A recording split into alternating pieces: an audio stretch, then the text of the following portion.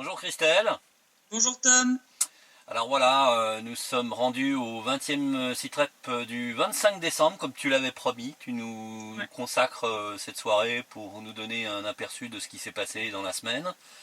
Une Ouais. semaine qui a été très très occupée en ce qui te concerne, puisque tu as été un petit peu partout, pas loin du front, pour apporter un peu de réconfort aux familles et surtout aux enfants Ouais. qui subissent... Famille, enfants, mais aussi soldats qui sont sur le front.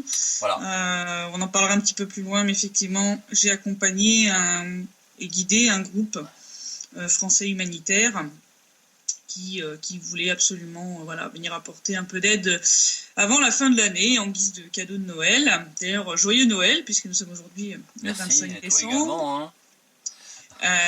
On a fêté ça hier chez Patrick Lancaster, qui avait organisé une super soirée chez lui pour la soirée du 24 décembre. Tant mieux que vous ayez cette possibilité au moins de passer un petit moment de détente dans cet océan de violence qui, comme tu vas nous le montrer avec ton rapport, a pris une tournure assez sérieusement inquiétante, hein. Ouais. Et voilà, donc je te laisse continuer. Ouais, effectivement, puisque durant la semaine écoulée, l'armée ukrainienne a violé 8043 fois le cessez-le-feu en République populaire de Donetsk, donc on pourrait se dire que c'est moins que la semaine passée, mais enfin ça reste quand même très très élevé, ça fait quand même en moyenne plus de 1000 bombardements par jour. Ouais. Mais il se rattrape en fait sur la République populaire de Lugansk, avec 2047 violations du cessez-le-feu pour la semaine, ce qui est très élevé pour Lugansk, lié à l'attaque qui a lieu sur Debaltsevo, sur la région de Debaltsevo depuis la semaine passée, enfin depuis dimanche très exactement. Sur les plus de 8000 bombardements qui ont touché la République populaire de Donetsk, 2679 l'ont été par des armes lourdes interdites par les accords de Minsk, donc artillerie, mortier, chars d'assaut et lance-roquettes multiples, des tirs qui ont concerné 18 localités de la République. Il faut savoir qu'un nouveau cessez-le-feu a été instauré à partir du 24 décembre à minuit. Le 24 décembre même, Edouard Bassourine annonçait 3002 tirs de l'armée ukrainienne contre la République populaire de Donetsk, dont 16 tirs de grade, 114 obus de 122 et 152 mm et 1822 obus de mortier de 82 et 120 mm, et 280 contre la République populaire de Lugansk. Et rien que durant les dernières 24 heures, on en est à 224 tirs enregistrés en République populaire de Donetsk, 76 obus de mortier et 104 projectiles de lance-grenades. Donc, c'est le feu. Oui, c'est comme d'hab, hein, comme on dit. Hein. Voilà.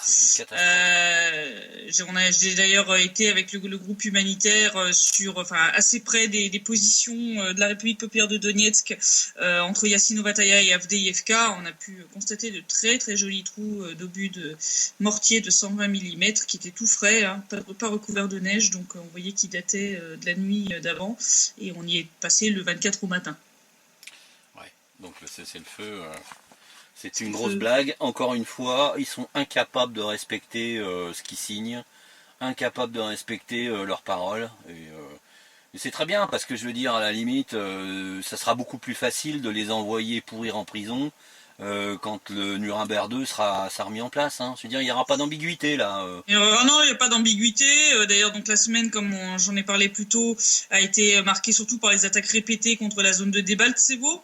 Donc le 18 décembre, pour ceux qui n'auraient pas suivi ou qui n'auraient pas vu passer les articles à ce sujet, l'armée ukrainienne a tenté en début d'après-midi de percer les lignes de défense situées près de Kalinovka, donc dans la région de Debaltsevo en République populaire de Lugansk, avec une unité de reconnaissance après des bombardements intensifs.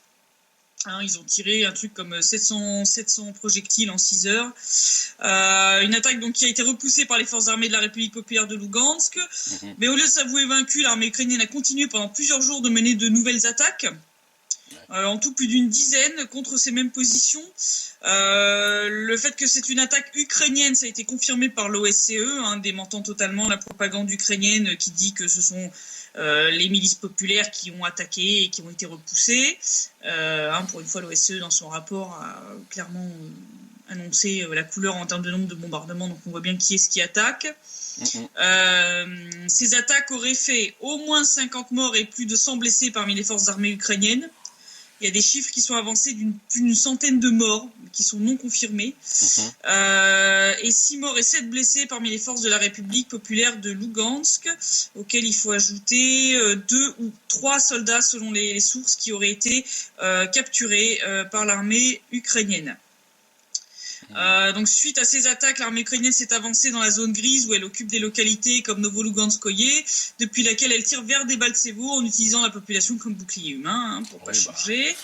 Crime de guerre sur crime de guerre, infraction au cessez-le-feu, aux accords de Minsk, enfin c'est...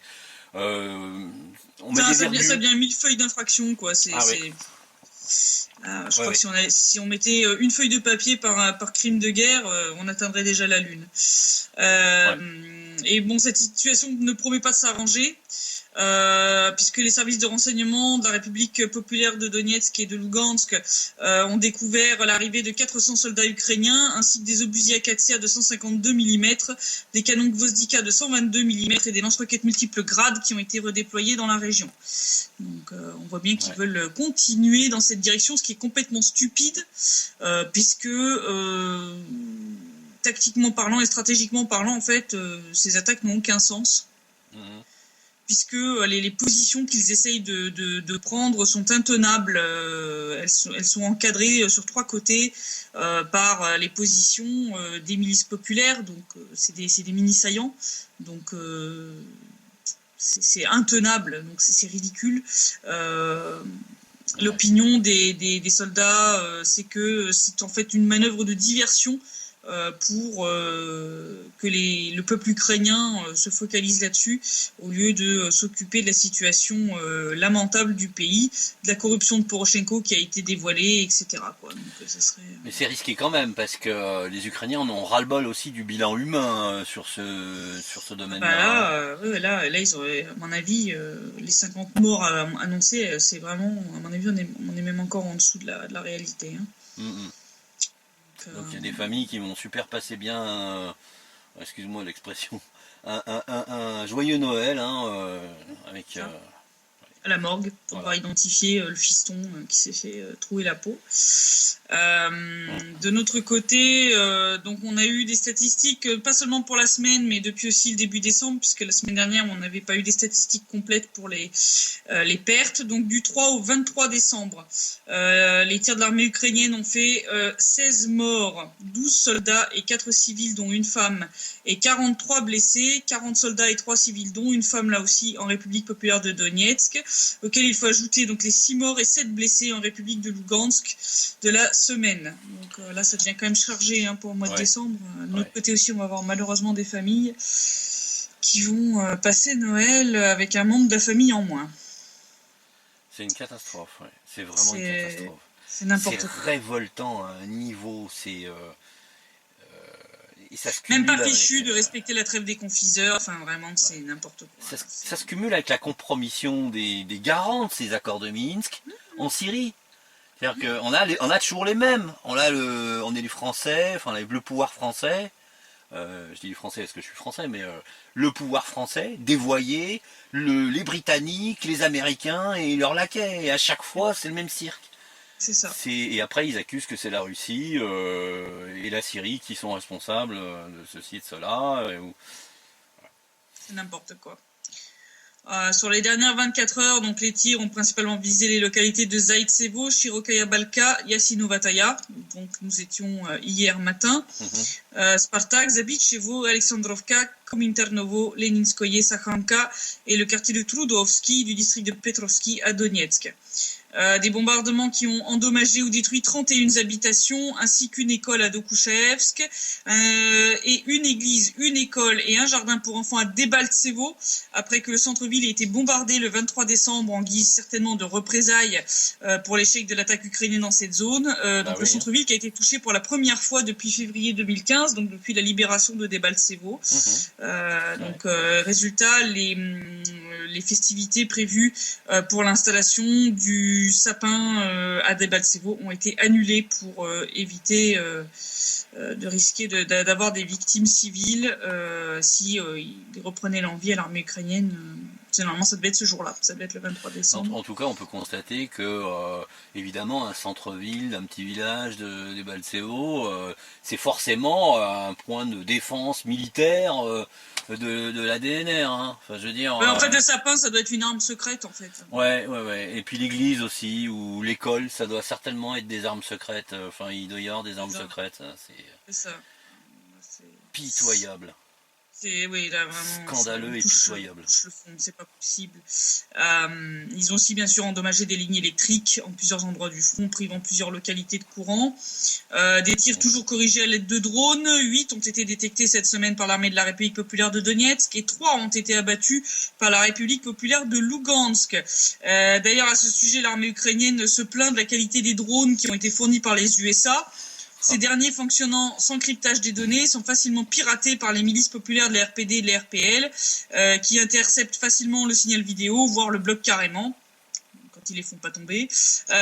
Donc des drones qui ont quand même coûté la bagatelle de 12 millions de dollars, et que les USA, bien sûr, refusent de reprendre, en prétendant que leur inefficacité n'est pas due à leur qualité merdique, mais au fait que la Russie, qui est très en avance en matière de guerre électronique, aurait fait bénéficier les milices populaires de son savoir-faire en la matière. C'est un aveu, quelque part ça c'est un aveu d'impuissance, hein, de retard technologique des Américains, parce que je veux dire, quand tu viens d'annoncer 12 millions de dollars, ça commence à faire beaucoup comme argent. Hein, ça fait beaucoup pour des joujoux qui sont aussi piratables qu'un drone du commerce que tu peux acheter pour aller filmer ton jardin, quoi. Enfin, là, c'est quand même grave. Hein. C'est des drones militaires. Si tu me dis qu'ils sont aussi faciles à pirater, là, effectivement, tu te demandes pourquoi ça vaut ce prix-là, quoi. À moins que ce soit des vieux modèles que les Américains veulent se débarrasser, mais ils sont très cons parce que, mais heureusement d'ailleurs, hein, ils sont très cons parce que du coup, ils désavantagent les gens qui sont censés soutenir. Oh, c'est comme les blindés saxons qui avaient été refourgués par les Britanniques à l'armée ukrainienne, qui sont des bouses sur roues, oui, c'est ça, qui sont incapables de passer la moindre petite colline. Enfin, même une grosse motte de terre, le machin, il patauge déjà. Donc, c'est pas la première fois quoi, qu'on leur refile des merdes à l'armée ukrainienne. En parlant d'armes, les services de renseignement de la République populaire de Donetsk ont repéré de nouvelles armes présente sur le front en violation des accords de Minsk. Près de Gorlovka, une division de lance-roquettes multiples grades, 2 pelotons de mortiers de 120 mm, 2 compagnies mécanisées et 2 compagnies de chars d'assaut. Près de Donetsk, un peloton de lance-roquettes multiples Smerch, un peloton de lance-roquettes multiples grades, une batterie d'obusiers automoteur Akatia de 152 mm, un peloton de canons automoteurs Gvozdika de 122 mm, une batterie de mortiers de 120 mm et 2 pelotons de chars d'assaut. Et près de Mariupol, un peloton de canons automoteurs Gvozdika 122 mm, un peloton d'obusiers tractés D30 de 122 mm, une batterie de mortier de 82 mm et 2 compagnies de chars d'assaut. Alors, si tu me permets, Christelle, tu as forcé un petit peu le nom d'une des armes qui est effectivement extrêmement dangereuse, qui s'appelle le Smerch, hein, qui est, je crois, la version la plus élevée, la plus grosse des lance-roquettes multiples, voilà. Qui est du 300 mm de tête. Et il faut savoir que chaque missile lancé par un Smerch fait à peu près 800 à 815 kg. Hein. Donc on imagine la charge explosive. Alors que la roquette d'un grade, un BM-21, c'est une roquette de 45 à 77 kg. La roquette d'un ouragan, c'est à peu près 300 kg. Donc on imagine le dégât, les désastres que provoque une roquette d'ouragan ou de Smerch, précisément de Smerch, quand elle est lancée. Hein. Je veux dire, la présence de cet outil-là à proximité des zones civiles, enfin, qui est destiné à tirer sur des zones civiles, parce que c'est ce qu'ils font de toute façon avec les canons d'artillerie. On dit très très long ce sont les lance-roquettes multiples qui sont censés être les plus éloignés du front, puisqu'ils ont une portée extrêmement longue. Normalement, d'après les accords de Minsk, ils sont censés se trouver à 35 km. Ouais. Donc, Merci de cette là, précision. on n'est pas du tout. Quoi. Voilà, ce sont des lance-roquettes multiples qui ont une portée très très longue et comme tu dis, ils sont extrêmement lourds. Donc ce sont des roquettes qui font plusieurs mètres de long. Ouais, je crois que c'est 6 mètres. Hein. Énorme. Donc 6 mètres, quelque chose comme ça. J'en ai vu dans un musée, c'est monstrueux. Hein. Tu vois le machin, tu te dis, si ça me tombe sur la gueule, Ah ben à 50 mètres, il n'y a plus rien. Hein. C'est simple. Hein. Ouais, c'est évident. Ouais. Donc il faut insister pour expliquer quel type d'arme. J'avais laissé des liens hypertextes avec des vidéos dans le précédent site-rep, dans la description, pour que les gens s'aperçoivent, voient de leurs propres yeux ce que sont ces armes, quoi. Et ce que ça fait comme dégâts, un Smirch, c'est monstrueux. Hein. Ça et les Tochka-ou, c'est vraiment des saloperies. Tu tires ça sur un centre-ville, tu fais une hécatombe. Hein. C'est clair. C'est pour ça que j'ai insisté sur celui-là, parce que les grades, bon, ça fait déjà du dégât, mais le Smirch, ça c'est monstrueux, quoi. C'est du 300 mm. Là, faut bien se rendre compte de la taille du machin. Donc bien sûr tout cet armement lourd est absent des zones de stockage qui sont prévues par les accords de Minsk. Donc les observateurs de l'OSCE ont enregistré l'absence de 69 pièces, 4 canons de 122 et 152 mm. En réalité il y en a beaucoup plus sur le front, donc je pense qu'il y en a un bon paquet qui n'ont pas dû être déclarés. 5 obusiers MSTAB de 152 mm, 12 canons Jetsin B, 4 mortiers Sani de 120 mm, 20 BMP, 15 canons anti-chars Rapira de 100 mm, 2 chars d'assaut, 6 canons anti-chars D48 de 85 mm et un système anti-aérien OSA. Donc entre autres, les lance-roquettes multiples, tu vois, ne sont même pas mentionnés. Donc c'est des lance-roquettes multiples qui n'ont jamais dû être déclarés à l'OSCE. Bravo, on continue, hein, ça, je veux dire, on aura du mal à être étonné que si on nous donne des informations sur des choses beaucoup plus graves encore, hein, parce que là déjà on est arrivé à un plafond, hein, quand même. Hein.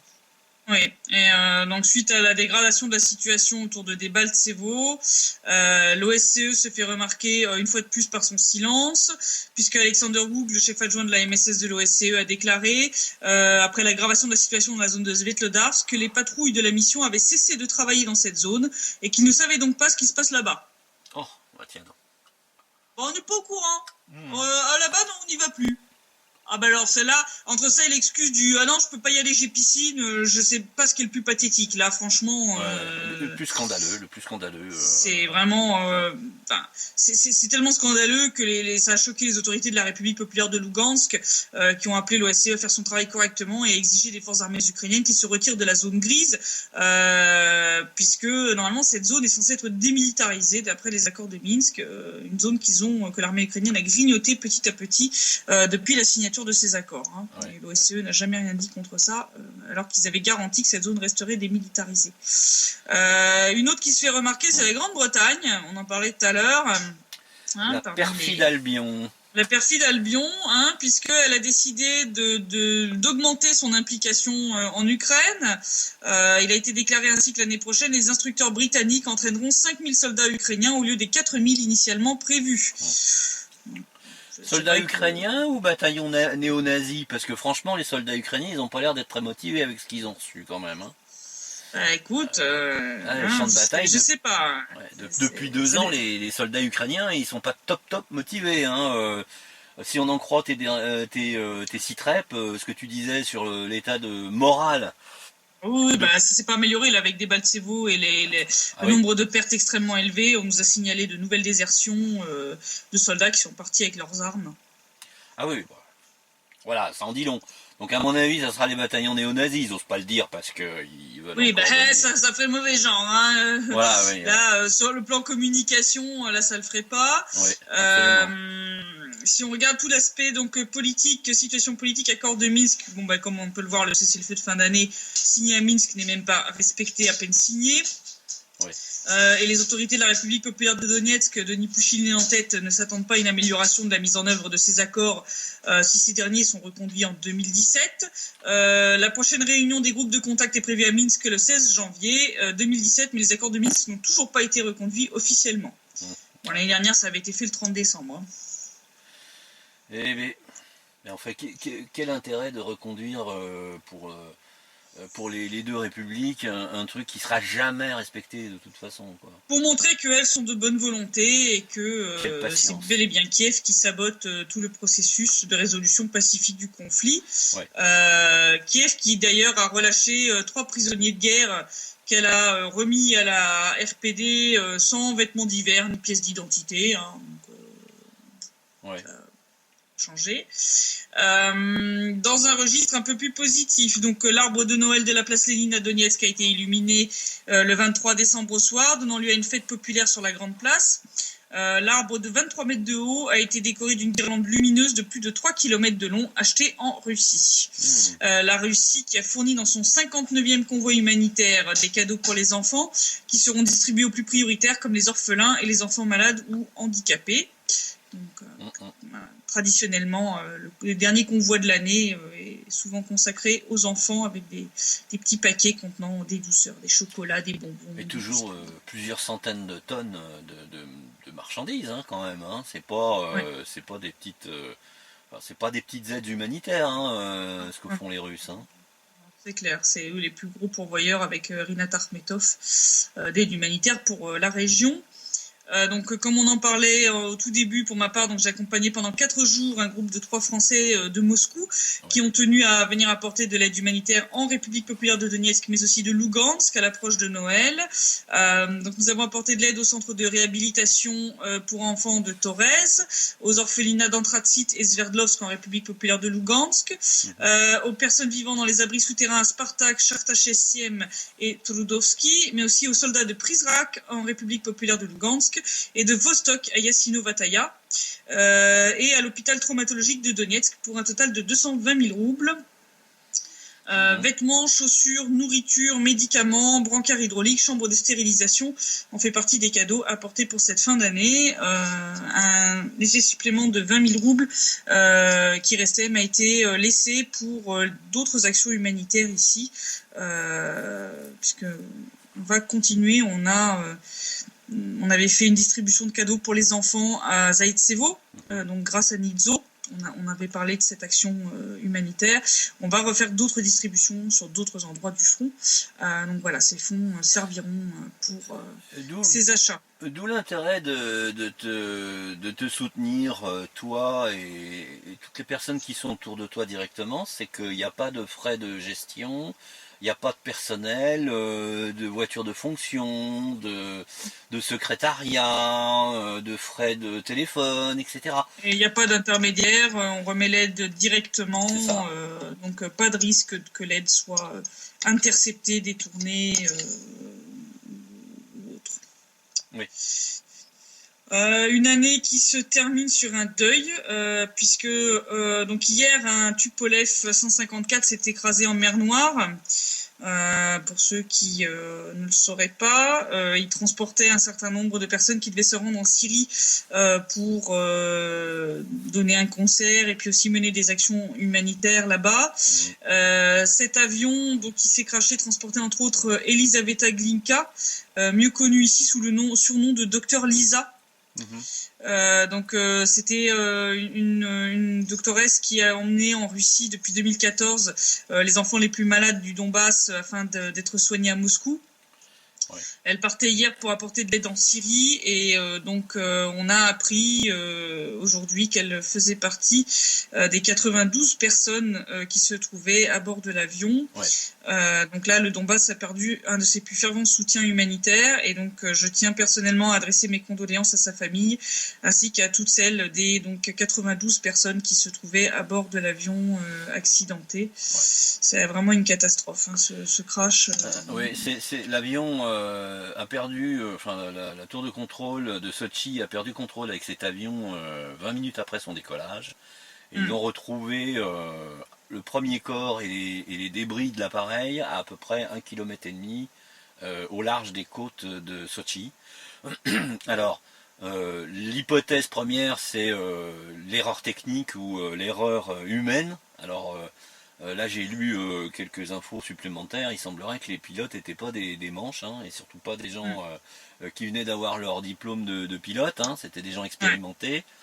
Et donc, ça pose question. Alors, l'appareil a effectivement un bilan de catastrophes un peu particuliers, mais pas beaucoup plus importants que les autres. Donc je pense que comme les Russes sont très à cheval sur le contrôle de la qualité des appareils pour éviter d'avoir ce genre de problème, hein, bon, la piste criminelle n'a pas été privilégiée, mais une enquête criminelle a quand même été ouverte. Ok, Alors, est-ce que quelque chose serait rentré dans l'appareil, un petit peu comme l'appareil qui a été détruit en Égypte et qui était censé revenir en Russie, c'est-à-dire, je crois que c'était une canette, il me semble, qui était piégée, comme ça. Donc voilà, tout est possible. Hein, enfin, je ne vais pas faire de la paranoïa, mais il faut se rappeler quand même que Obama avait menacé Poutine dans cette affaire enfin, hallucinante, soi-disant que la Russie serait intervenue dans les élections américaines. Voilà. Donc c'est vrai qu'on peut rien exclure, il faudra attendre les résultats de l'enquête, mais c'est vrai que c'est un crash qui pose question.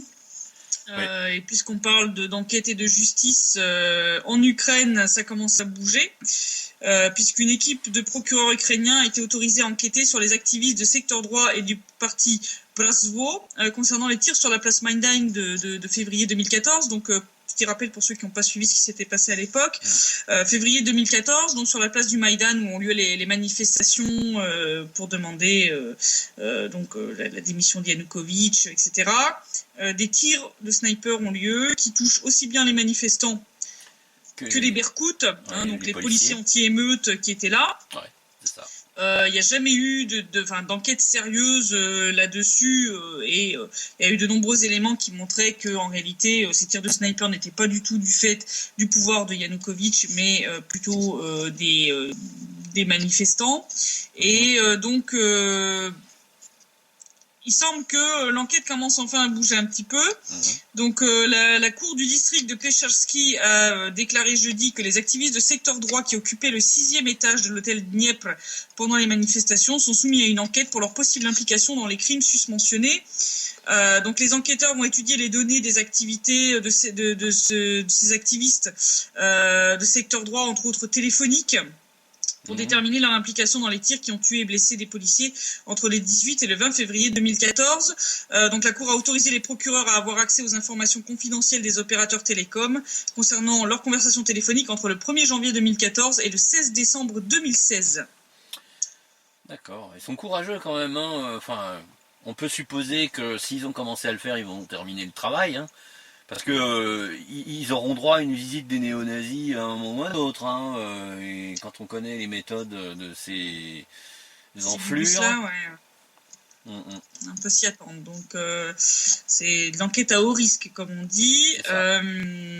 Pendant ce temps-là, à Kiev, ou plutôt à Moscou pour le premier.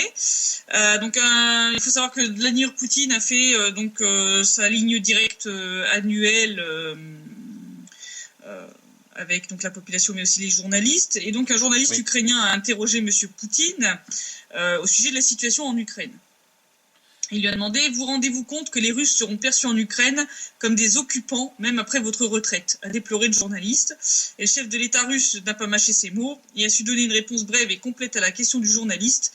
« Il serait bon de faire en sorte que les soldats de l'armée ukrainienne ne soient pas considérés dans le Donbass comme des envahisseurs dans leur propre pays. Voilà à quoi vous devriez penser. » Oui, j'ai vu la séquence, c'était...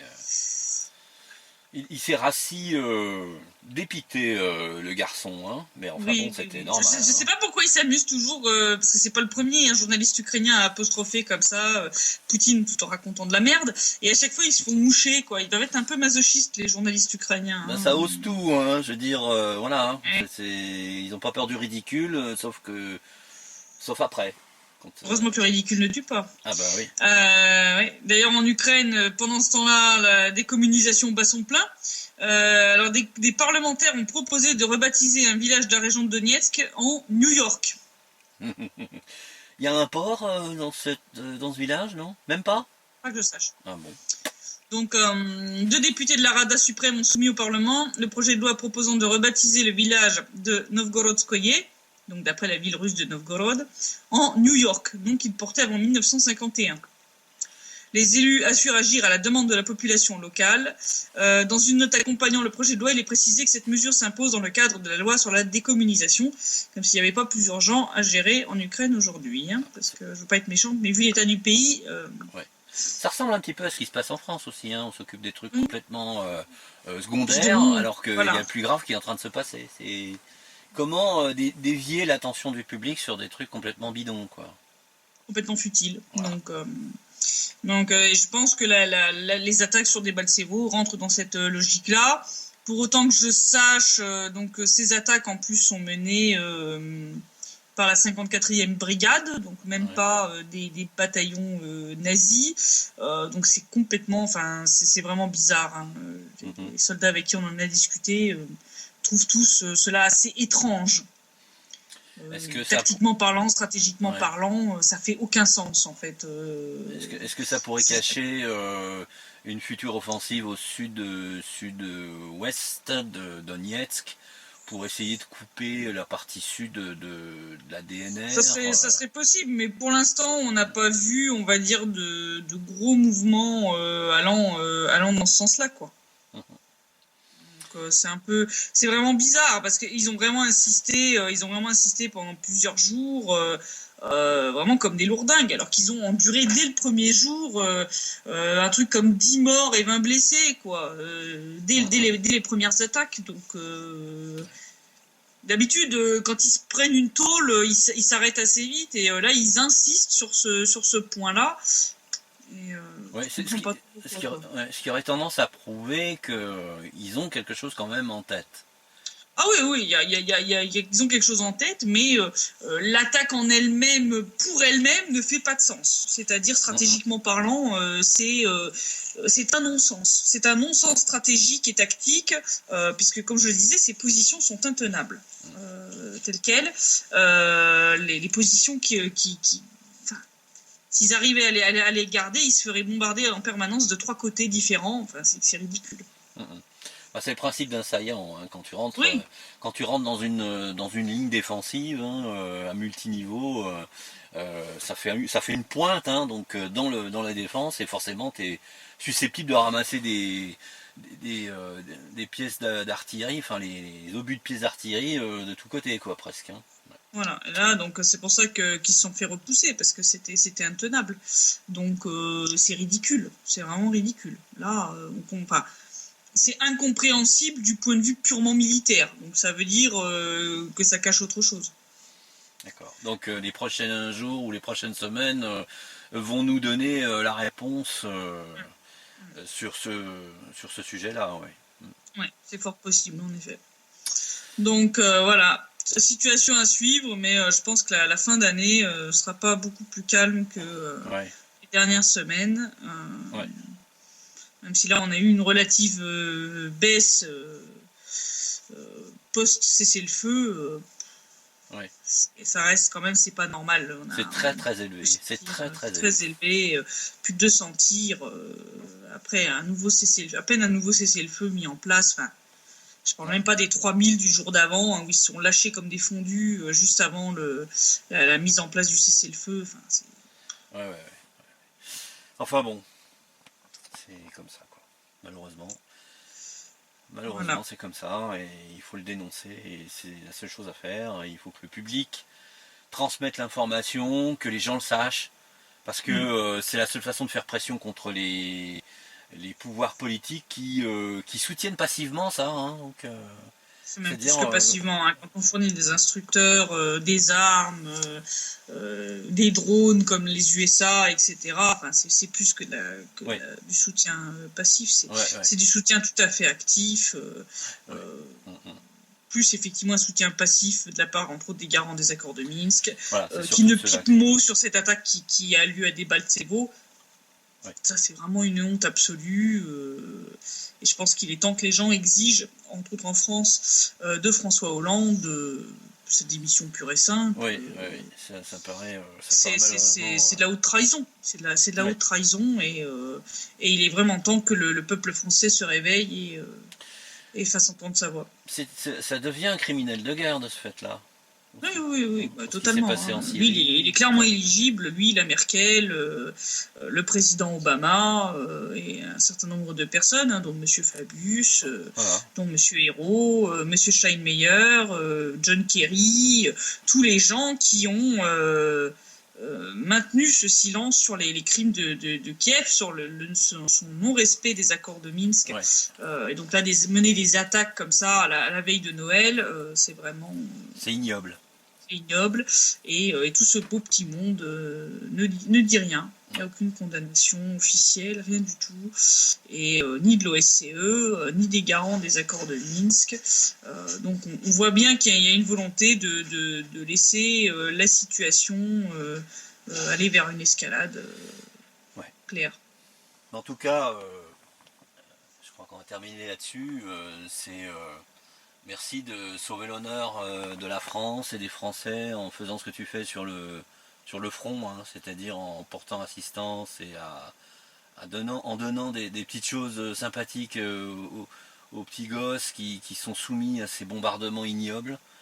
Et voilà, donc courage à toi pour ce qui reste à faire, parce qu'il y en a encore à faire, tu nous as dit. Il y en a encore à faire, ouais, là jusqu'à la fin de l'année, on va être encore beaucoup sur le terrain pour continuer à distribuer de l'aide humanitaire à un certain nombre d'enfants et de familles aussi. On va aller filmer tout ça et on vous montrera où tout ça est allé. Et donc je rappelle, pour ceux qui veulent envoyer de l'aide humanitaire pour le Donbass, contactez-moi par email pour obtenir les modalités de versement des fonds. Voilà, on se fera un plaisir d'organiser tout ça et on montre après où tout est allé. Donc il y aura un petit reportage sur ce groupe humanitaire français. Il y en aura sur les autres actions humanitaires qu'on va mener là dans les jours qui viennent. Voilà, et donc toutes les vidéos seront visibles sur le site de Denis Presse, dont l'adresse internet figure sur cette vidéo au début et à la fin donc, du site REP. Voilà. Donc merci Christelle pour tout ça, pour tes efforts. De rien. Et puis encore une fois, joyeux Noël à tous nos auditeurs. Et puis je te retrouve la semaine prochaine pour... je sais pas si on le fera le 31 ou le 1er janvier. On va voir encore comment tout ça s'organise. D'accord. Merci encore Christelle. À très bientôt. De rien, Tom. À dans une semaine. Au revoir. Ciao.